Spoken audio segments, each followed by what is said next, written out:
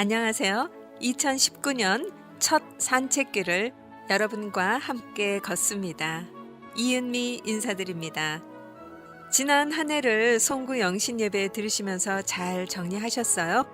그럼 2019년 희망찬 새해를 맞이하셨겠네요. 올 한 해 어떤 계획을 가지고 시작하셨을까 궁금합니다.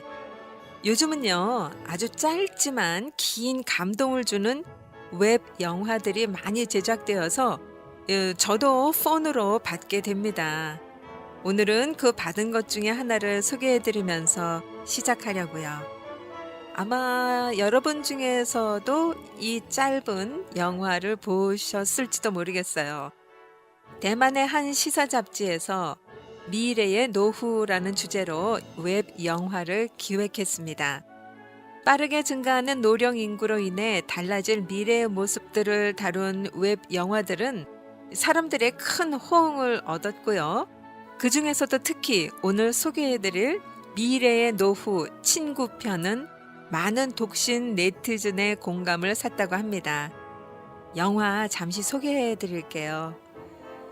산속에서 혼자 사는 노인에 대한 이야기를 담고 있는데 4명의 자식들은 모두 장성해서 교수가 되었거나 해외에 나가 장사를 하고 있고요. 이 노인만 자식들이 모두 떠난 산골집에서 혼자 살아갑니다. 그러던 어느 날 아들과 손자가 멀리서 찾아온다는 소식에 그는 정성껏 맛있는 음식들을 준비해요. 그런데 곧이어 오지 못한다는 전화를 받게 되고 준비했던 음식들은 주인을 잃고 맙니다. 이때 창밖의 하늘마저 우중충해지고요. 노인은 친구를 불러 함께 식사할 계획을 세웁니다. 하지만 누렇게 색이 바른 낡은 수첩을 한참 동안 뒤적거려도 함께 식사할 만한 친구를 찾지 못하는 거예요. 이때 창밖에서는 비가 쏟아져 내리고 참 결국 노인은 부엌 식탁에 앉아 가득 차려진 음식을 홀로 먹습니다. 마지막 장면 위로 인생의 마지막 20년을 함께할 친구가 있습니까? 라는 자막이 흐릅니다. 오늘 새벽 대만 최고 베스트셀러 작가 우러 최안이 쓴 우리는 그렇게 혼자가 된다. 이 책을 덮으며 미래 나의 자화상은 어떤 모습이 될지 잠시 명상에 잠겨봅니다. 자, 올해는 가까이 있는 친구 자주 만나시고요. 취미가 같으시면 더 좋으시겠어요. 아마도 이 방송을 들으시는 분들은 교회 친구분들 많이 계실 것 같은데요. 만약 없으셨다면 올해는 친구 만들기에 성공하시기를 저 이은미가 함께 기도드릴게요.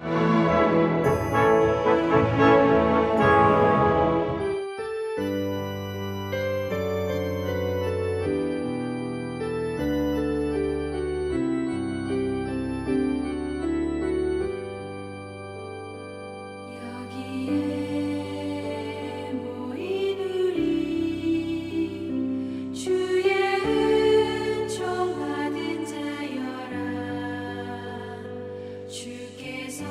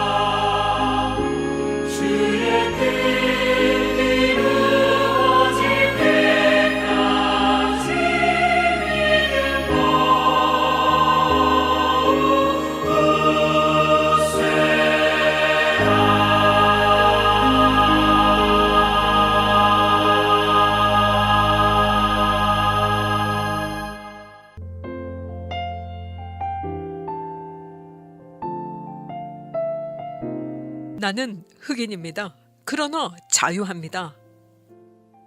나쁜 놈들. 탐은 늘 기독교인들을 향해 욕을 퍼부었습니다. 목사가 간음을 했다느니 헌금을 떼어 먹었다느니 하는 이야기가 또 들려왔기 때문입니다.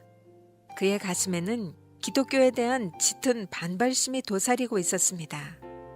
그는 할렘 빈민가 흑인 설교자의 아들로 태어났지만 신앙을 배우기보다는 가난의 아픔과 백인에 대한 반발심을 먼저 배웠습니다.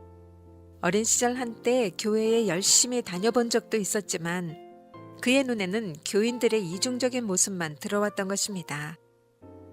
겉으로는 거룩한 척하면서 뒤로는 지저분한 짓들이나 해대는 이중인격자들. 그런 주제에 무슨 하나님을 찾아? 진짜 하나님이 계시다면 그런 쓰레기 같은 것들은 옛날에 지옥에 던져버렸을 게 분명하다고. 갈수록 반발심이 커지던 텀은 백인들이 기독교를 이용해 흑인들의 판단을 흐리게 하고 취직의 기회와 권리를 독차지하려 한다고 여겼습니다. 탐은 뭔가 새로운 기회를 잡아 자기 인생을 변화시키고 싶었지만 별다른 방법이 없었습니다. 탐은 뉴욕시에서 가장 무시무시한 깡패 조직을 이끌면서 15차례나 싸움을 벌였고 절대 지지 않았습니다. 무적의 탐은 조직에서 막강한 권력을 휘두를 수 있었습니다. 그는 닥치는 대로 부수고 또 도둑질도 하면서 양심의 가책을 느끼지 못했습니다. 탐은 자신이 인생의 전성기를 누리고 있다고 생각했습니다. 돈도 여자도 뭐든지 자기가 맘만 먹으면 빼앗을 수 있는 힘이 그에게는 있었으니까요. 마침내 그가 이끄는 로드단이 할렘에서 가장 강력한 깡패 조직으로 발돋움할 수 있는 기회가 찾아왔습니다. 5개의 깡패 조직이 힘 대결을 벌이기로 한 것입니다. 이기는 조직이 앞으로 지역을 장악하게 될 터였습니다. 탐은 이기기 위한 전략을 고심하다가 문득 라디오를 틀었습니다. 마침 그가 좋아하는 재즈가 흘러나오고 있었죠. 흥얼거리며 듣고 있는데 재즈 방송이 끝나고 복음 방송이 시작됐습니다. 그 방송의 설교자는 교육을 제대로 받지 못한 사람인 듯 어법에 맞지 않는 표현으로 말하고 있었습니다. 이것 봐. 어법이나 제대로 알고 짓거려 대라. 설교자가 깡패보다 무식하냐? 탐은 주먹으로 라디오를 힘껏 내리쳤습니다. 치치치치. 잡음을 내던 라디오는 다시 소리를 내기 시작합니다. 다른 주파수로 돌리려다가 탐은 자기도 모르게 잠시 멈추었습니다. 그런즉 누구든지 그리스도 안에 있으면 새로운 피조물이다. 이전 것은 지나갔으니 보라 새 것이 되었도다. 교회에서 지겹도록 들어왔던 구절이었습니다. 그런데 라디오에서 흘러나오는 어법도 엉망인 설교자의 말에 탐은 귀를 기울이게 되었습니다. 그리고 다음 말을 기다렸습니다. 당신이 이제까지 어떤 인생을 살아왔든지 간에 얼마나 어두운 길을 걸어왔든지 간에 그리스도께서는 당신을 변화시키고 당신의 인생을 밝은 길로 이끌어 주실 수 있습니다. 이제까지 어두운 길을 헤맨 당신에게 예수 그리스도만이 해답입니다.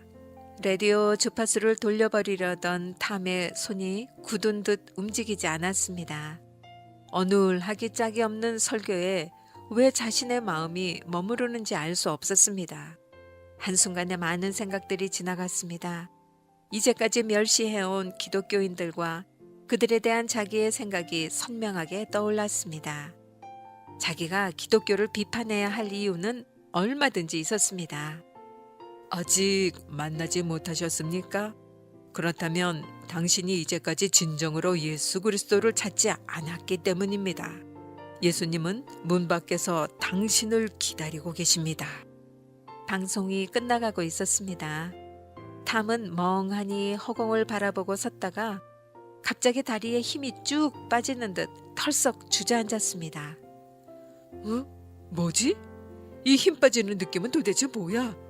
내가 왜 이러는 거지? 자신의 모습이 낯설었지만 그는 어느새 무릎을 꿇고 고개를 숙이고 있었습니다. 그리고 그의 입에서 자기 자신도 믿기지 않는 고백이 터져 나왔습니다. 하나님, 저는 예수님을 모릅니다. 이제까지 내 멋대로 살아왔습니다.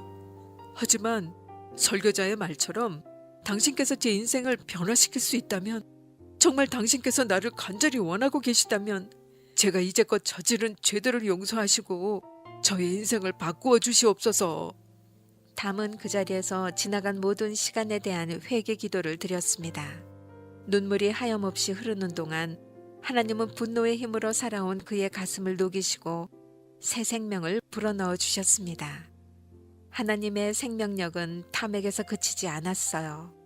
탐을 변화시킨 하나님은 그를 통해서 수많은 갱들을 변화시키셨습니다. 그 후 탐은 자신을 향한 하나님의 계획을 깨닫고 흑인 청년 전도단의 연사로서 불우한 흑인 사회에 하나님을 전하는 열정적인 전도사로 거듭났습니다. 그는 비록 세상으로부터 사랑받지 못한 인생이었지만 자신의 인생을 찾아온 하나님의 사랑을 깨닫고 그 사랑을 세상에 전하는데 자신의 새 삶을 바쳤습니다. 나는 흑인입니다. 그러나 자유합니다. 성경은 내가 거룩한 천상에서 예수 그리스도와 자리를 같이 하고 있다고 말합니다. 그러므로 나는 사회적인 인정을 받기 위해 피켓을 들고 시위할 필요가 없습니다. 내가 속해 있는 천국보다 훨씬 못한 세상에서 목에 핏대를 세우며 싸울 필요가 없어졌습니다. 나는 이미 주님의 사랑과 영접을 받았습니다. 이제 내가 주님께 구할 일은 여러분을 사랑할 특권입니다. 세상은 나를 버렸지만 나는 세상 사람들에게 그분의 생명을 전하겠습니다.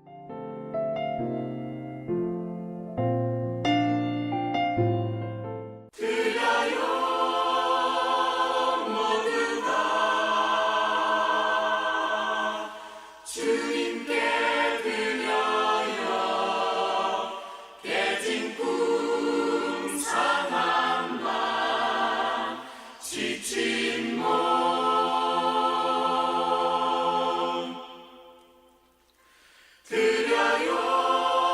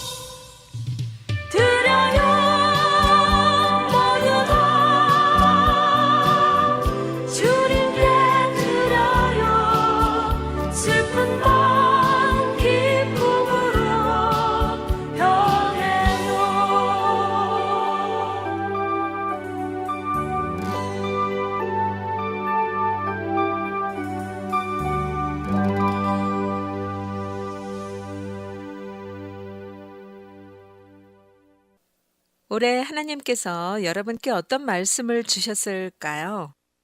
받은 말씀을 이 시간을 통해 나눠주시면 좋을 것 같은데요. 오늘 그 첫 시간으로요. 저희 G맨 선교회 선 미니스트리의 대표이신 김정한 선교사님의 올해 받은 말씀을 나눠드리겠습니다. 이렇게 쓰시면 되거든요.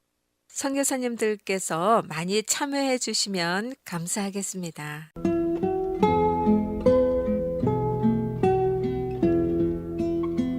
올해 저에게 주신 말씀 나눕니다. 이사야 43장 12절. 내가 알려주었으며 구원하였으며 보였고 너희 중에 다른 신이 없었나니 그러므로 너희는 나의 증인이요 나는 하나님이니라 여호와의 말씀이니라. 이사야 43장 13절입니다. 과연 태초로부터 나는 그이니 내 손에서 건질 자가 없도다. 내가 행하리니 누가 막으리요. 2일 새벽 3시 반쯤에 잠에서 깨어 의식이 돌아오면서 아직 침대에 누워있는데 마음에 하나님으로 하나님 되게 하라 라는 음성이 들려왔습니다. 너무 생생한 음성이었습니다. 이런 경우는 여러 번 있었는데 어제는 정말로 너무 생생한 경험이었습니다. 이 말씀은 신학적으로도 유명한 말씀인데 왜 갑자기 이 말씀이 생각나게 하시는가? 내가 유명한 말을 흉내내고 있는가? 스스로 질문도 했습니다. 그러나 분명히 그 뒤에 떠오르게 하시는 일들, 제가 여지껏 하나님으로 하나님 되시게 하지 못한 일들이 주마등처럼 지나가게 하셨습니다. 회개했습니다. 저는 습관이 자면서도 늘 기도하는 마음으로 잠을 잡니다. 그래서 일어나면서 또 바로 기도하는 마음으로 일어납니다. 그러다 보니 성령님이 잠을 자는 중에도 때로는 꿈으로도 영감으로 새로운 아이디어를 많이 주십니다. 그동안 제가 하나님으로 하나님 되게 하는 사역을 하지 못했습니다. 하나님께서 스스로 하나님이심을 저의 사역을 통해서 처음부터 증거를 하시는 것을 제가 방해를 했습니다. 이제 사역을 할수록 늘어나는 일들이 이미 저의 능력의 한계를 벗어나게 되고 있고 계속 새로운 사역들을 인도하시고 계시는데 이제는 첫 시작부터 하나님께서 직접 개입하시지 않으시면 도저히 시작할 수 없는 일들이 점점 생기고 있습니다. 그래서 이제는 오직 하나님의 은혜와 공급하심만 기대하며 나가고 있는데 어제 주신 말씀으로는 이제부터는 하나님께서 친히 일하심을 보면서 과연 하나님이시구나 하는 것을 보게 하시겠다는 올해의 약속으로 받게 되었습니다. 저는 올해는 저의 사역과 가정과 모든 일들을 통해서 하나님이 하나님 되게 하시는 해가 되게 해주시는 약속의 말씀으로 받게 되었습니다. 선교사가 선교사 되게 하라. 이것도 제가 할 수 있는 부분에서 저 자신부터 진정한 선교사로서의 한 해를 살고자 합니다. 하나님으로 하나님 되게 하라. 그동안 제가 이 부분에서 너무 약했습니다.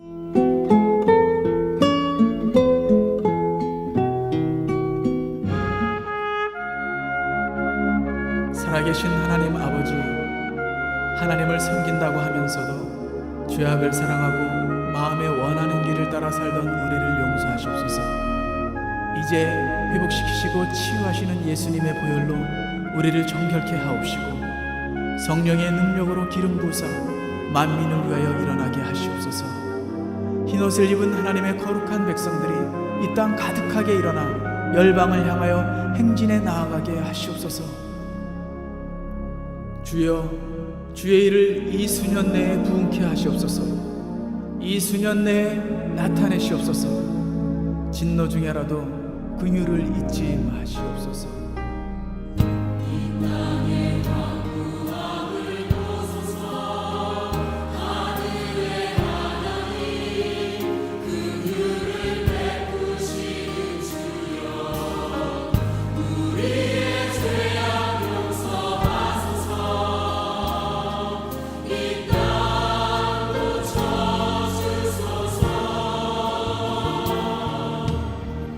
이제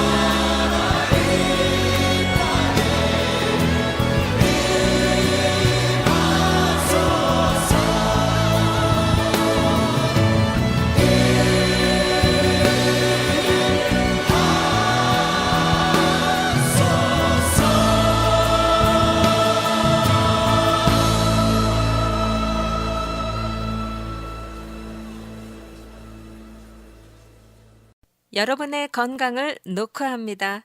똑똑.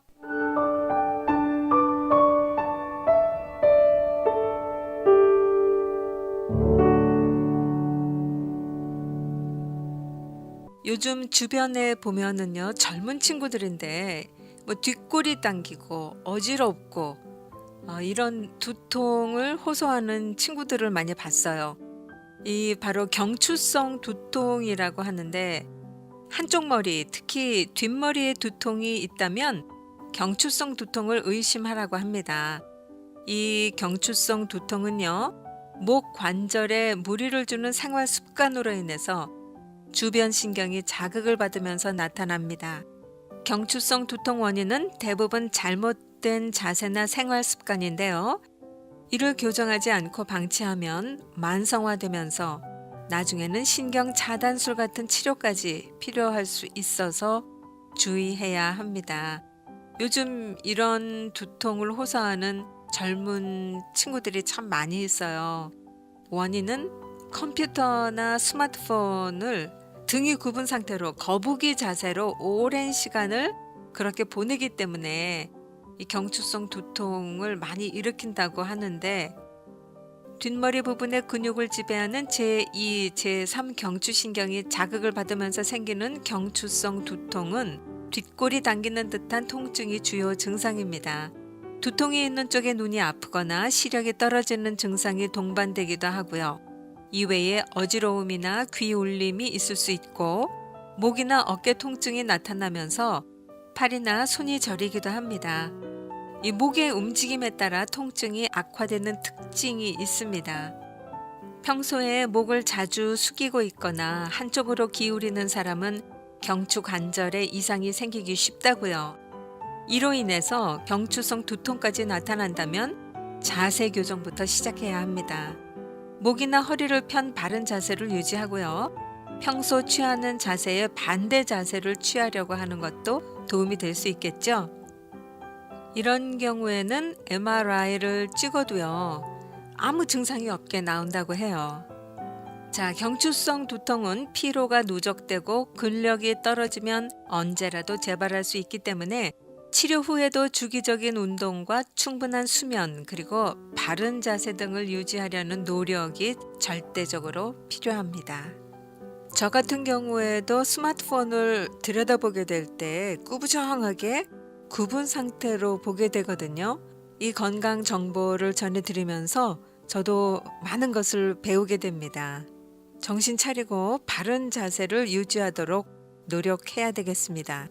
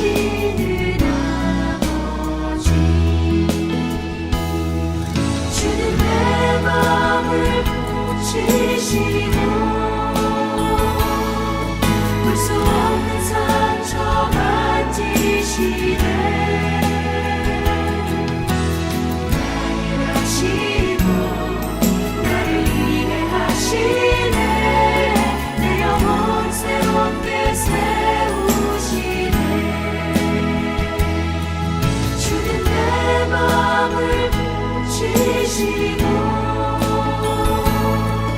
볼 수 없는 상처 만지시네 나를 아시고 나를 일해하시네 내 영혼 새롭게 세우시네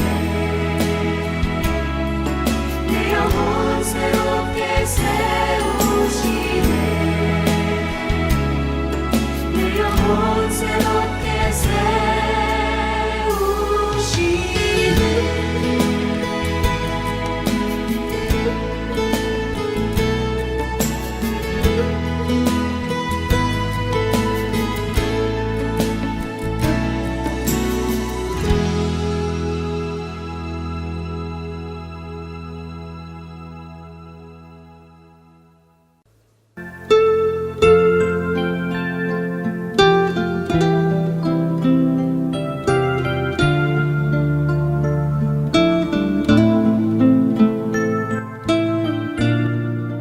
우리의 만남은 운명이었습니다.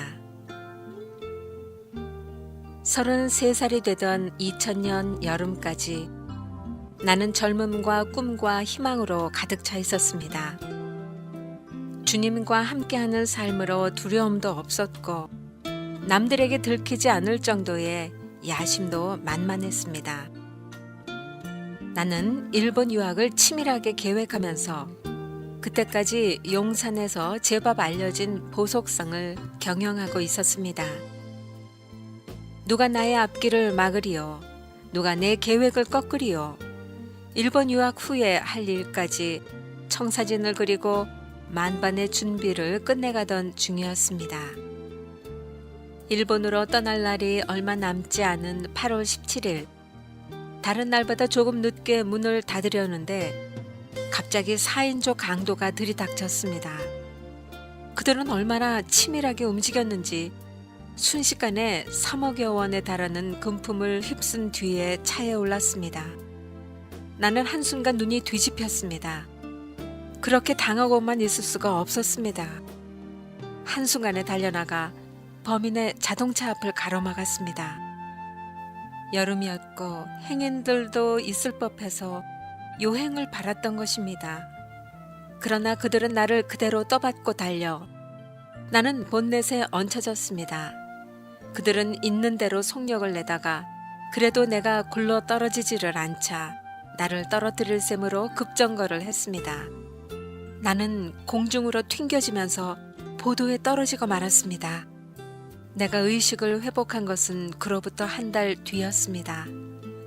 눈물 범벅이 된 가족들의 기쁜 얼굴을 알아볼 수는 있었으나 한 달간의 식물인간에서 깨어난 내가 확인할 수 있었던 것은 내가 반신불수의 반벙어리가 되어 있다는 것뿐이었습니다.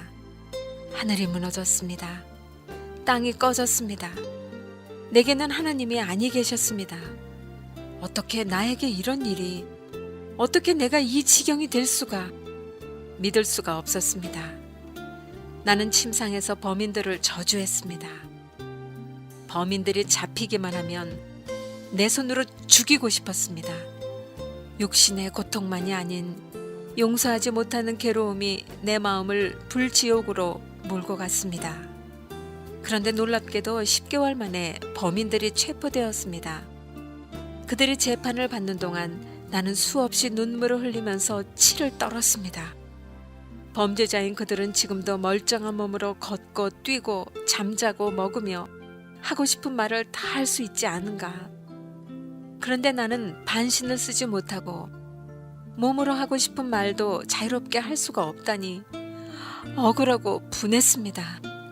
그런데 구형 공판이 있던 날, 당연하게 주범인 손모가 사형을 구형받았다는 소식을 들었을 때 나의 내면에는 이상한 고동이 머리를 들고 일어났습니다. 원수인 그가 사형을 받는다는데 그것이 괴롭고 고통스러웠습니다. 결국 그는 나 때문에 죽어야 하는 것이었습니다. 그것도 젊은 나이에 극형인 사형으로 목숨을 잃게 되는 것입니다. 나는 밤에도 잠을 이룰 수가 없었습니다. 낮에도 이제 죽게 될 그가 나의 마음과 몸을 놓아주지 않았습니다. 나는 기왕에 이렇게 된 몸, 그가 사형을 받고 죽는다 해서 나에게 득이 될 것이 무엇인가? 나는 마음을 일으켜 세웠습니다. 주님, 그를 용서해 주소서. 사람인 나로서는 할 수 없는 일이겠으나 주께서 그를 변화시켜 주시면 주님의 아들이 되겠사오니 그를 받아주소서. 그리고 그때부터 관계자들을 찾아다니며 그의 가명을 위하여 탄원서를 수없이 냈습니다. 그 일은 내가 한 일이 아니었습니다. 주님께서 하시는 일이었습니다. 언도 공판에서 그는 무기징역 언도로 목숨을 건졌습니다. 나는 눈물로 주님께 감사 기도를 드리며 교도소로 면회를 갔습니다. 그동안 나에 관한 이야기를 들었던 그 형제는 나를 보는 순간 통곡을 터뜨리며 참회의 눈물을 흘렸습니다. 그 뜨거운 만남은 주님의 사랑이 계획하신 기적이었습니다. 우리는 그 후 수없는 서신 교환으로 하나님의 사랑을 나누고 그 사랑 안에서 형제가 되었습니다. 2005년 9월 나는 그의 대부가 되어 교도소에서 세례를 받는 그의 옆에 섰습니다. 주님은 우리의 기쁜 눈물 속으로 오셨습니다. 그는 이제 그곳에서 바울이라는 이름으로 바울 사도가 하던 역할을 하고 있습니다. 교도소 담장 안에서 사랑의 전도자가 되어 목숨을 불태우고 있습니다. 나는 담장 밖에서 그 사역의 현장을 매일 바라보며 새로운 힘으로 살아가고 있습니다. 우리의 만남은 운명이었습니다.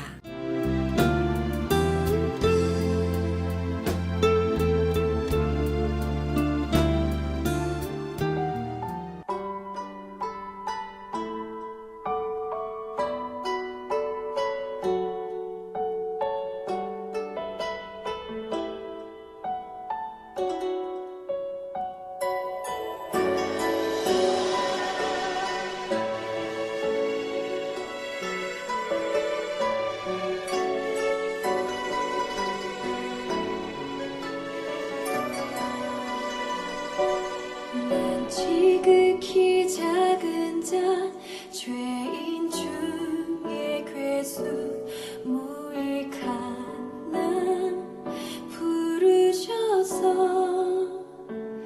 간절한 기대와 소망 부끄럽지 않게 십자가 전게 하셨네.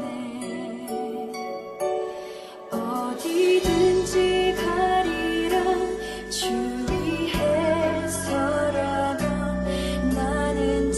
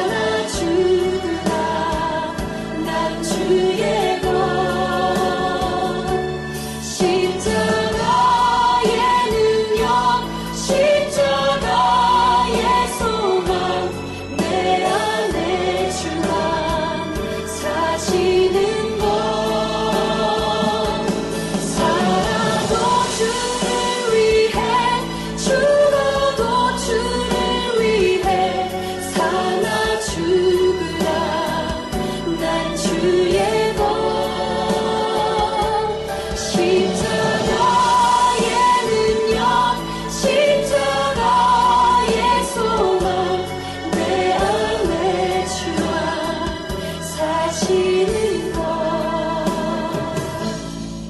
지극히 작은 자 죄인 중에 괴수 무익한 나 부르셔서 간절한 기대와 소망 부끄럽지 않게 십자가 전폐하셨네 내 사랑 나의 십자가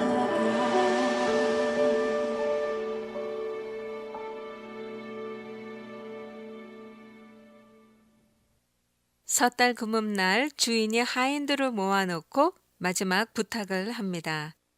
자네들에게 약속한 대로 자네들은 내일부터 자유의 몸일세.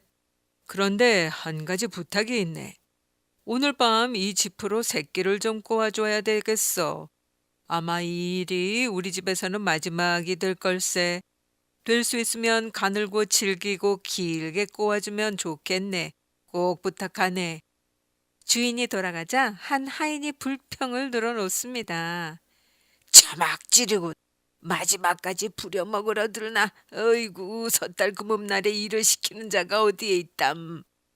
그러나 또 다른 종은 부지런히 새끼를 꼬면서 그를 나무랍니다. 여보게 불평하지 말게. 세상에 우리 주인 같은 분이 또 어디에 있나. 게다가 내일부터는 우리를 자유의 몸이 되도록 해주시지 않겠는가? 마지막으로 시키는 일이니 잘해드리세. 그는 주인이 시키는 대로 아주 가늘고 질기고 길게 새끼를 꼬았습니다.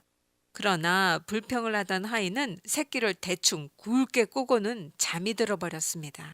다음 날 아침 주인은 두 하인을 불러놓고 작별의 인사를 나누면서 이렇게 말하는 것이었어요. 여러 해 동안 내 집에서 고생이 많았네. 자네들이 열심히 일해준 덕분에 우리 집의 살림이 많이 늘어났어. 이제 자네들을 그냥 보내기가 섭섭해서 선물 좀 주려고 하네. 어젯밤에 꼰 새끼를 좀 가져오겠나? 그리고 광문을 열고 엽전을 새끼에 꿰어 가지고 가게. 그 돈으로 잘들 살기를 바라네. 불평 많은 하인의 새끼는 어땠을까요? 너무 굵어서 엽전이 잘 꿰어지지가 않는 거예요. 너무 짧아서 엽전을 많이 꿰을 수도 없었고요. 그나마 엽전의 무게를 이기지 못해 자꾸 끊어지는 것이었습니다.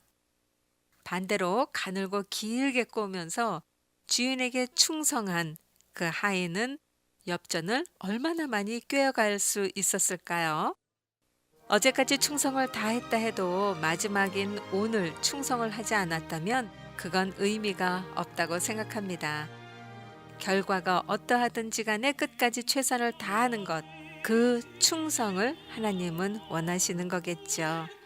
올 한 해도 끝까지 하나님께 충성을 다하시는 여러분 모두 되시기를 바랍니다.